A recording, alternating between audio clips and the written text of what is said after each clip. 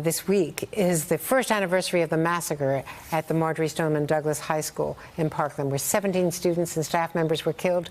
Today, Democrats are reintroducing the Keep Americans Safe legislation that would ban the importation, sale, manufacture, transfer, or possession of gun magazines that hold more than 10 rounds of ammunition. Joining me now is David Hogg, a 2018 graduate of Marjory Stoneman and co-author of March for Our Lives. David, it's very good to see you, and thank you for forbearance, because we had the president commenting on the possibility of another shutdown and, of course, the verdict of El Chapo. But 1 year later, you've learned so much, you and all of your fellow students. Tell me what your big takeaway is as to how America has responded to your cries for help.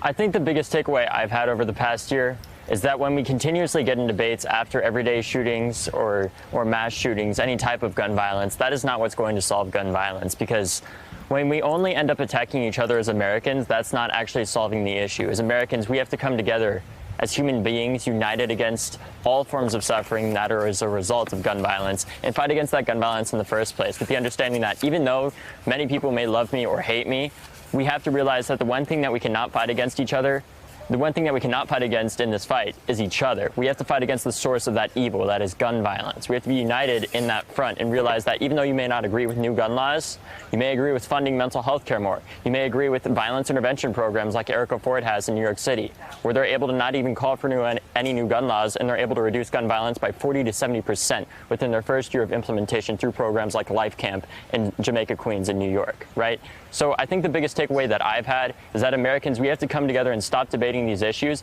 and realize that even though we may not agree on the solutions, one thing that we can agree on, for example, is the fact that mass shooters shouldn't be famous. The people that should be remembered from my high school are people like Peter Wang, are people like Aaron Feist, are people like Coach Chris Hickson, and others that were heroes that day, along with the victims, not the shooter. Right, and that's why it was interesting that you just had the USA Today chief editor from Washington, D.C. on, because they're one of the worst offenders of that. They're one of the they're one of the best news organizations at making mass shooters famous in the first place, because they always plaster the shooter's face everywhere. They always give them several hundred pages of coverage, and that's what the shooter at my school asked for. He literally interviewed himself before the shooting and said, "I'm going to be famous from this," and organizations like USA Today and others are responsible in that, and they have to realize and be held accountable for these acts. Well, perhaps because of its circulation, but I have to tell you, all of us, speaking just more broadly, all of the media do focus on the killers and on their backgrounds, perhaps to try to learn something more about prevention. But I take your point, David, that they should not be glorified, Exactly. They should not be commemorated. And I did not mention them leading into you. Because we can, yeah. But let me also ask you, does this speak to local action? You spoke of a number of local initiatives. Does this mean that it's going to be very hard to get agreement on congressional action, that perhaps it has to be state by state, city by city?